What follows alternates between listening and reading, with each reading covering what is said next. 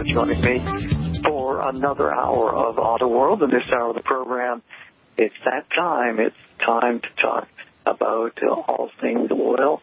And we are going to be joined by another one of our great partners on the show, Dan Watson, who is the owner of thelubepage.com, thelubepage.com. And we'll be talking about a whole gamut of things. Also on this holiday weekend, we are joined by Mark Evans, a gentleman I have known for, boy, I'll tell you, the years fly, but coming up on 20 years or so, and we've done a lot of stuff on air with various entities over the years, and Mark is always our go-to guy when it comes to mechanical problems here on the show. He's a car collector, and he's also himself a veteran automotive talk show host, having hosted a lot of repair-oriented shows over the decade. We appreciate Mark coming along for the ride. Mark, how are you doing, and how was your Thanksgiving? Well, good, Bob. Thanks again for having me here on Auto World. Like I've always said, it's always an automotive world. Everybody's in an auto world out there. Everybody owns a car or truck or some kind of a transportation. We don't ride horses anymore, do we? No, thank goodness. Yeah, motorcycles to even right down to in the summertime the rototillers to the dirt bikes to the, just everybody has oil around in their life, of course, and tires in their life and gas in their life and diesel in their life, and so their world is an auto world, Bob, and it's nice to be able to share this time with you and of course our guests and our sponsors and you. I'm glad you didn't spill any beans about the things you and I've done off air. There have been some interesting adventures along the way. Yes. Including fun times. We've had a good in Las time. Vegas. Good time at SEMA and Las Vegas, of course, and Los Angeles and Detroit, and just number of a lot of great car shows. Pebble Beach, of course, and on and off the air. You and I've had a lot of good times, and it's good to share it with our listeners. Absolutely.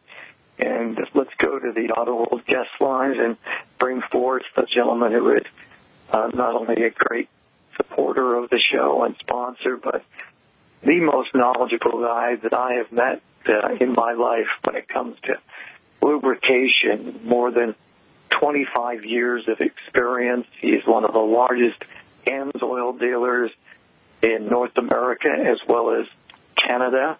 And if it moves and requires oil, Dan Watson can give you advice. And as we've touched on before here on the show, you can buy oil in so many different ways these days. You can go into a convenience store and buy oil. You can go to an auto parts store. You can go to a dealership. You can go to a big entity like Walmart or Target.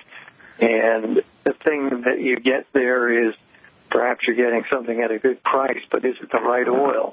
Is it the right oil for your vehicle, for your application?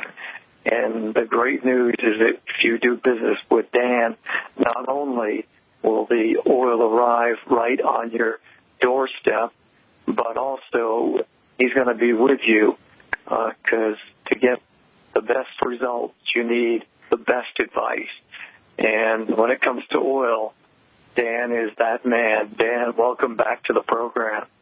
Well, it's good to be with you, Bob, and I would just add on to a little bit you said about finding the right oil. It used to be so simple. If you had a car and you needed a 40-weight oil, you bought a 40-weight or a 10W40, and it met whatever the spec was that was out there, whether it was SF or SG back in the old days, SA, SE, that type of thing. But today, boy, just what we need, we now complicate it with everything from specialized automotive oils to European oils to 0W16 Honda oil to, 20 different requirements for transmission fluids, different kinds of specialized gear lubes. So, it's not that we want to be necessary as oil people, but it's sort of getting to the point that you might want to have somebody hanging around that can help you sort out all this stuff and make sure you get the right oil, because they've just complicated it more than was necessary, but that's how the world is. It just keeps getting more complicated, more paths that they go down for all this high technology. That is so true, Dan, and Mark could give a great perspective on that, because Mark bought his first car at the age of 13 and restored it, and still owns that car today, and he also has a 1916 Chevrolet and a variety of other cars, but he has been an ASU certified mechanic for quite a few years. Mark, how many years have ticked away? Well, it's going to make us look old, Bob, if I say it, but 40 years now. So we're just a couple old guys, in the business. Yeah. Hey, I wanted to kind of point out, too, Bob, with Dan, it's good to have you along. I think we've talked on the air before. It's really a pleasure to talk with you live. And I wanted to kind of point this out. You're, if the folks want to know, I know we're on radio, and Bob and I are really good with drawing pictures with words. But, heck, the folks could actually go to YouTube, looks like here, and see what you look like. You do a lot of seminars, I see, on YouTube.com.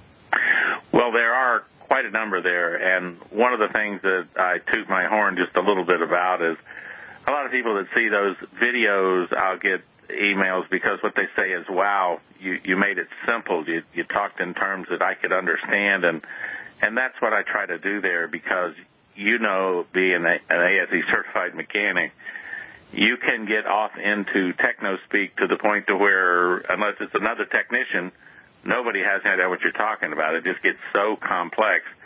And so what I've tried to do in a lot of those videos is to relate things to terminology and examples that people could relate to and understand, because really the principles of lubrication are not complicated to understand. There's a lot of analogies you can make, but anything in the engineering world is going to have its own language before long and its own speak, so to say.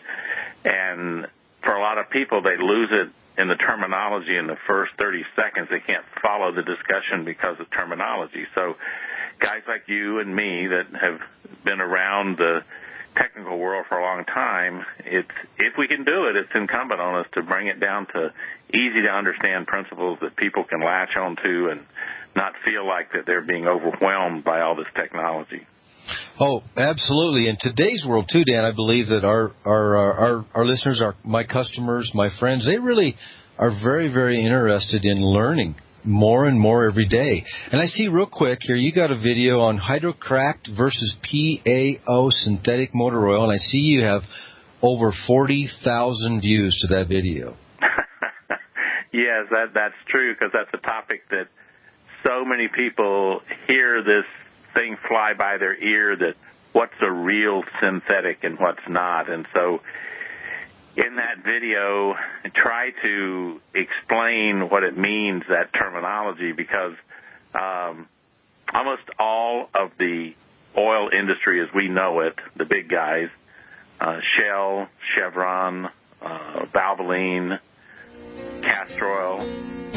So I guess I'll finish that answer after the break. Yeah, that's right. We'll run down the rest of the list with Dan Watson, our special guest co-host, Mark Evans. I'm Bob Long. This is Auto World. We're coming right back, so don't go away.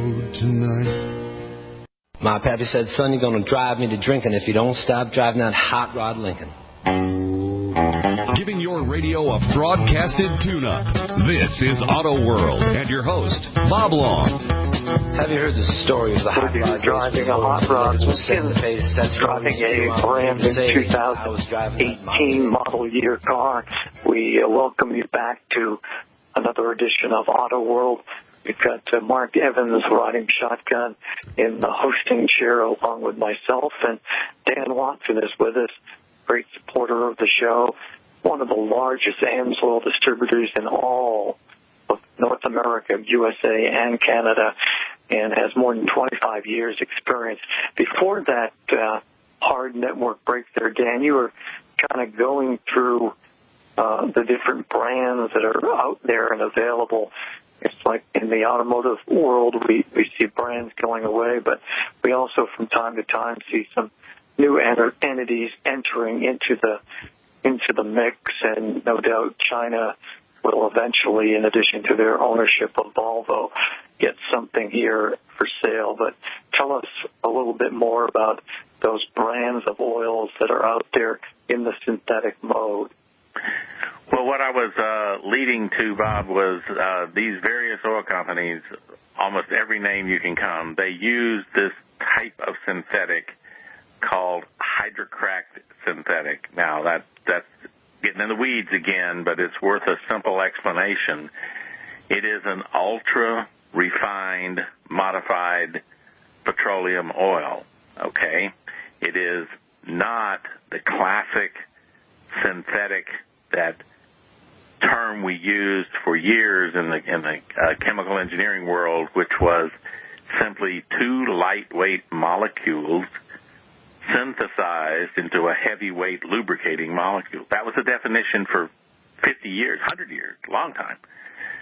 But money talks, money speaks, and when the refiners figured out a way to ultra-refine petroleum and to turn it into really a pure base stock without any impurities, they decided that that would be good enough to be a synthetic. Now, there was big spat over this between Mobil and Castrol in the 1995 era time. And in order for this to go ahead and take place, the American Petroleum Institute, and I would emphasize that the Petroleum Institute, not the American Synthetic Institute, they removed the chemical definition of synthetic from their handbook of definitions and replaced it that synthetic was a marketing term, so that you could use the term synthetic when in fact you didn't meet the chemical definition of a synthetic as had been accepted over the years. Sound like a little bit of a underhanded attack on the consumer? Well, that's what Mobil thought. That's why they went to court heavily on that, and money speaks, and Mobil lost their case because of this change in definition, and Mobil warned at that time. They warned the guys when they had this ruling that eventually this would be the worst thing you could do to consumers, because taking away that clear-cut chemical definition of synthetic would allow the fraudulent guys to come in, make some trash, and call it synthetic and dupe the public. And the public would be none the wiser because you took away what should have been their protection, that you can't call this synthetic. It's sort of like, you guys will completely get this analogy, radial tires. We brought radial tires in.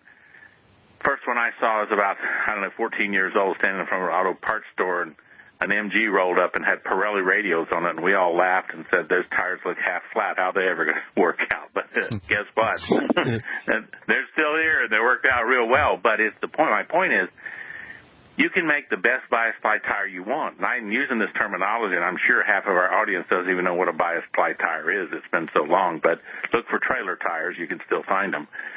But you can do anything you want with that bias ply tire. But you can't make it a radial tire as long as we continue to agree that the definition of radial means that the construction of the tire is in a radial manner rather than in a bias manner, okay? Now, but if you came along in the tire industry and dropped the definition of radial and said it's just a marketing term, then some guys could step up and make some nice-looking bias ply tires and print radial on the side of it, and you wouldn't have much protection because according to that change in definition, all of a sudden that no longer stands. So that's kind of what happened. Now, am I saying that the hydrocracked synthetic is not a good oil? No, it is a good oil. It's a very good oil, and it probably deserves to have a classification better than petroleum. But that other term that we said there, PAO, that's one of the true synthetic terms.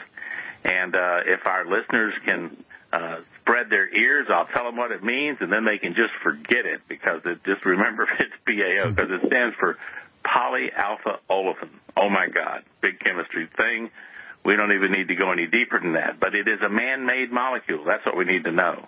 It doesn't happen in nature. It's made by the chemist. Therefore, it is a synthetic product, not a natural product. It's not an enhanced natural product. It's a true man-made, synthesized molecule. So that's in answering that question. I hate to get that deep into it, but it's so irritating to me over the last 20 years that happened back at that time, because the worst thing you want to happen when you've got really, really very high-quality products and you're going by these clear-cut chemical definitions is for that to get watered down. In a sense, it's devaluing your high-grade product by allowing lesser-grade products to compete with it that shouldn't be in the same classification. And Dan, very well said. Yeah. Was that about 7 to 8 years ago? Actually, about 1995 is when the court case between Mobil and Castrol took place. Castrol was started out using PAO base stocks, and then they got onto this hydrocracked product, and they just substituted it into their oil. And Mobil said, well, you can't do that and keep calling it synthetic, because Mobil's the world's largest producer of PAOs. Now, 6 or 7 years ago was when what they call GTL, gas-to-liquid oils, started to be produced. They're quite similar to the hydrocracked version of synthetics. They're very good oils, and I hope they make lots more of them, because they're much superior to your standard conventional oil. Both this hydrocracked and GTL oils are good oils, but let's get back to the basics here.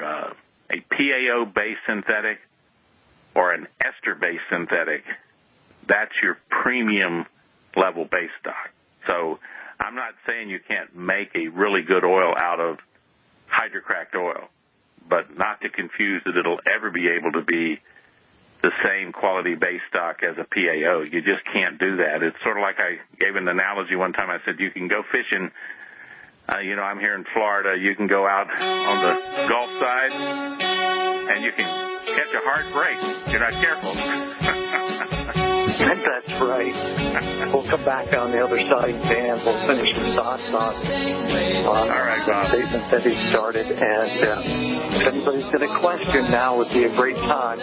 855-660-4261, Bob at AutoWorldRadio.com.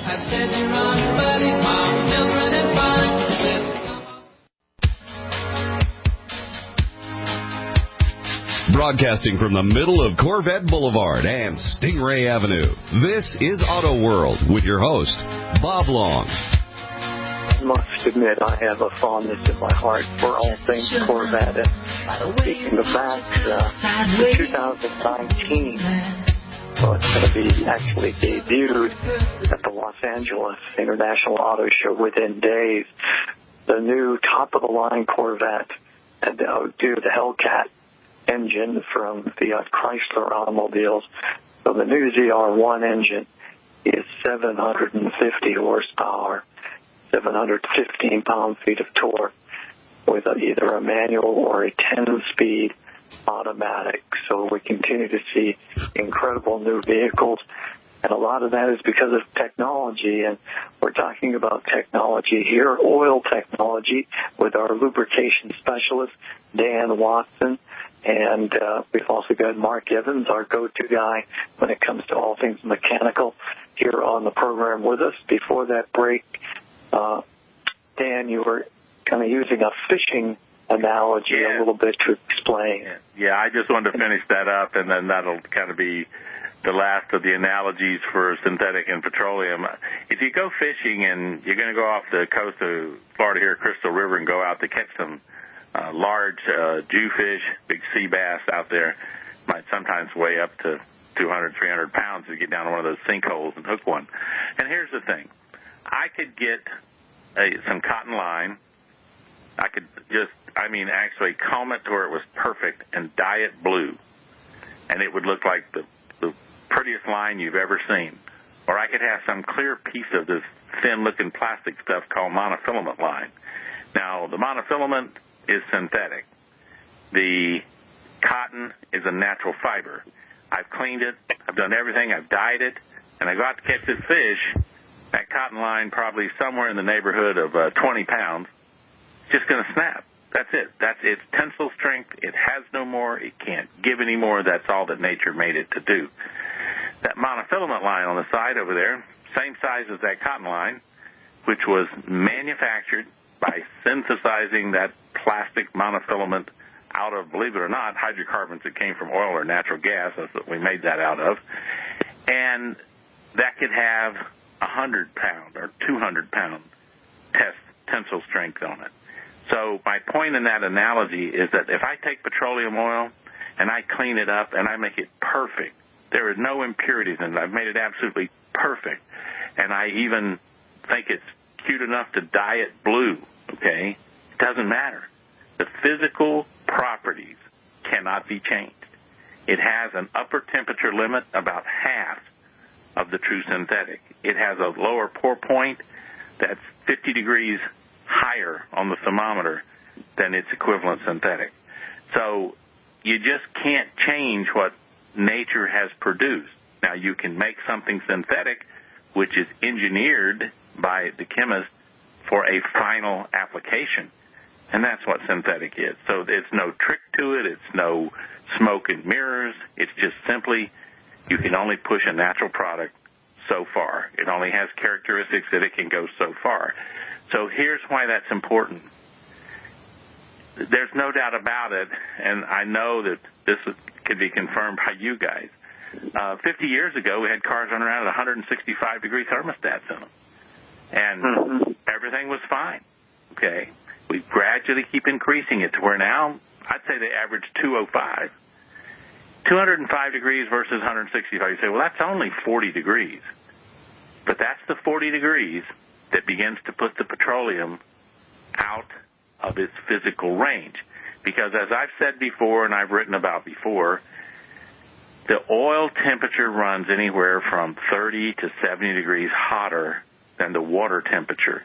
Oil actually cools a significant portion of the engine, and it has to transfer its heat to the water jacket to transfer it away. It can't, there's not enough air contact for it to dissipate the heat through the air, so it has to transfer it to the water.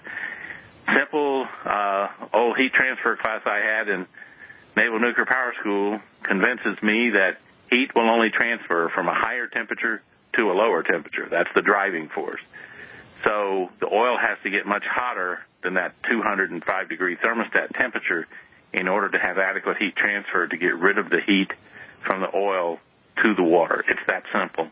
And so my oil's going to run then, if it's a 205 thermostat, my oil's going to run from 230, let's say, to 270 degrees, depending upon the load on the engine. Petroleum oils don't do very well above 240, 250 degrees, depending upon the viscosity of the oil. So I've just driven this oil out of its natural range. It's like that big sea bass laying down there. Pretty soon that cotton line just says, can't bring in, boy, you're too big. Well, that temperature's like that bass. It just keeps getting higher and higher. So why do we drive these temperatures higher? Because they keep requiring more and more horsepower out of smaller and smaller engines and cleaner exhaust to get a more efficient burn in that engine. And so higher thermostat temperatures, they relate to the things that are driven by the EPA and by the manufacturers trying to pump more horsepower out of smaller cars, smaller engines, I should say. Now we're going to turbochargers and blowers and everything else, trying to push that efficiency up, direct injected engines. It's a tough world on lubricating oil. That's what I can tell the listeners. And it gets harder and harder, and these manufacturers, they're the ones that keep coming out with greater determining tests, higher performance tests for that oil to meet. And that's why you see Toyota entire, everything for the last, I guess, 8 years now, everything synthetic bumper to bumper in all their vehicles. Honda's coming out with a 0W16. My God, that's sewing machine oil. And you won't be able to make that without using the PAO or ester-based synthetics. You can't make it even with the hydrocrack synthetic. It'll just blow away under normal temperatures. So it's a tough environment for the lubricants to survive. And what the listeners, our guys gals out there listening need to understand is the only thing you can do is make sure you put the best lubricating products in your car you can. You just can no longer say, well, I'll just leave that up to whatever Smokey wants to put in at the Quick Lube, because maybe Smokey's got a good deal on some oil, going to make a good profit on it, but maybe it's not the premium oil you should put in one of these new cars requiring 0W20 or 5W20 engine oil. It's so true, Mark. I'm sure you deal with questions about oil with your customers on a weekly basis. Oh, all the time. In fact, here's one, Dan, that, of course, I get asked all the time. You probably get the same question. Well, Mark, should I really step up to the plate and pay extra money for that synthetic oil, or why don't I just regular put the conventional oil in it? Or, Mark, gee whiz, I see this word blend, the synthetic blend, Mark. Why don't I? That's cheaper than the word synthetic. So, Mark, I said, well, yeah, you just go ahead. Go get some water and put some brown food coloring in it, and there's your oil. Well, you know? Yeah. No, you don't do that. No. Like you said, Dan, you've got to have. Now, what's the easiest and best way for each and every one of us to know what we need weight-wise for our cars? I always say, we need to go to the owner's manual. Absolutely. I mean, people ask me that same question. Well, this is a synthetic. Should I use some different viscosity? I go, let me explain something to you. You got an owner's manual there, and a lot of people don't pay enough attention to that, but the oil spec that's in your owner's manual, that company paid some rather high-dollar oil chemical engineers to make sure that that's meeting what all the mechanical engineers did when they got the clearances in and the speed of the oil and the oil galleries and, the whole 9 yards. And I think they paid enough money that they probably got a good recommendation. So I'm not in the business of overriding the manufacturer's recommendation for the weight of oil in your car. Now, there are special cases, and you know these, Mark. We'll talk about the special cases, I guess, in a minute. Yep. Yeah, on the other side, a perfect segue. We'll take a pit stop again.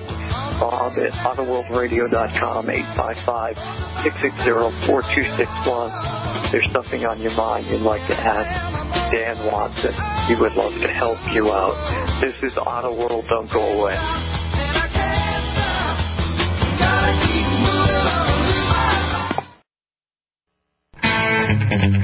And now, back to the show with the highest octanes, Auto World, and your host, Bob Long.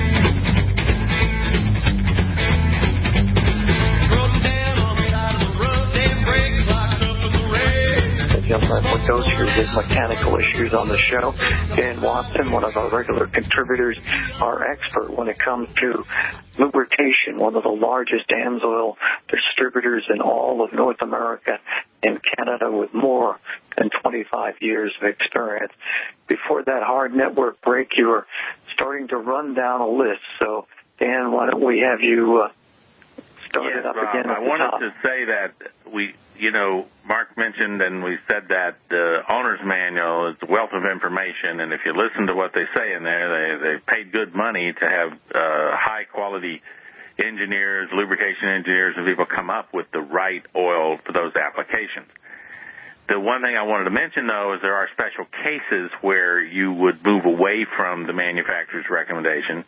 For example, if you have a vehicle that has begin to show signs of high oil consumption, you have to start looking towards what may be the root cause for that. But in the main, most of the time, you will have some success with going up a grade in the weight of the oil. So if you were running a 5W20 and you started to consume a couple quarts every 3,000, 4,000 miles, then going to a 5W30 could slow that down. Okay. The drawback is when you use a little bit thicker oil, you could lose some fuel economy. But on the other hand, if you're burning that much oil, it's a problem, and you need to find the source of it. But in the meantime, you can try to use a thicker grade oil to try to deal with that.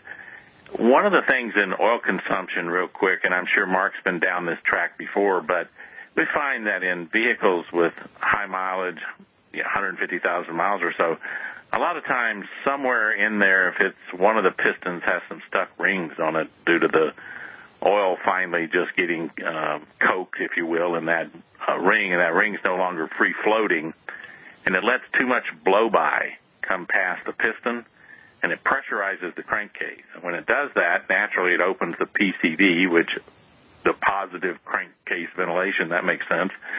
It opens it up, and then it begins to suck oil vapor out of the crankcase, and it goes down the throttle body or whatever type of system it's using to put fuel in the vehicle through the air intake. So you just start consuming oil, and you don't know why, and you start looking for it. There's no leaks on the ground. You can't figure out what's going on, and you'll end up a lot of times having a stuck ring. Well, one of the things, if you go to this AMSOIL Signature Series oil that we have, which has a component of ester in it and PAO combination for the base stock, that ester is just, it's almost like a solvent cleaner. You run it, it'll clean the rings out. I mean, they will get cleaned out. And I'm telling you, if that's the problem, you can clean it out. But we see that a lot. I don't know what you've seen in oil consumption situations, Mark, but that's one of the things I've seen. Oh, we do, Dan. We see a lot of that, and a lot of the well, first I want to say, too, the contaminants, the explosion in the combustion chamber on top of that piston that you're talking about. Even with the stuck ring, you'll get, that explosion, that flame, that fuel that's in there going right down into where? As I call it, the trash can called the oil pan. Oh, yeah. So, and that's the thing, too, that even with worn high-mileage engines out there, high miles means, 90,000 and above, and we see worn-out rings, and so that explosion, again, gets past the rings and the fuel, and you'll see I've had a lot of oil tests done, Dan, and, it's amazing how much carbon and ash is in people's oil, and they don't know it. And so true. That's another reason why we have to change oil. Empty the trash, right? Right. Well, one thing, too, in that aspect is that a lot of times in these, I hate to say it, but we've got some people out there selling some inferior oil, and it's all over the place. I've had a talk on this show before about in a couple of states where they were literally run out of the state and by the Consumer Protection Agency, but folks, you have to be careful. I'm not saying if you buy somebody's name brand oil like just somebody Valvoline, Castor Oil, Shell, AMSOIL, Mobil, Havoline, okay, those guys are not going to throw their reputation away by making some inferior junk oil. But when you find Smitty's Elixir or, Lightning, Bolt oil or whatever it is, you need to have your antenna go up and say, what is this stuff and can I trust it? Because you get a couple bad loads of oil, and those rings really will get worn because we've seen oil taken off the shelf, Mark, that didn't even have any anti-wear additives in it at all, and they were selling it on the shelf as a marked automotive engine oil. Wow. So, we don't have agencies that test these oils before they go out into the marketplace. That is not done. They're relying upon the company making the oil and labeling it and being able to back up by testing that they actually produced that quality of oil. Now, a lot of states are pretty good at sending out their agency and buying oil off the shelf, taking it back and testing it. But that oil could be out there 6 months, a year, 18 months before they ever get to that particular oil to pull it off the shelf and test it. So I recommend to most people is that you go on the Internet and do your due diligence and see if you can find out anything about some oil that you've never heard of or never seen or that hasn't been around but a year or two, because those guys can make a lot of money in a short period of time by underselling everybody, by making a really junk oil, coming around to all the places and saying, hey, I can sell you this. The one I love is I can sell you this full synthetic engine oil for half the price you pay for your premium petroleum.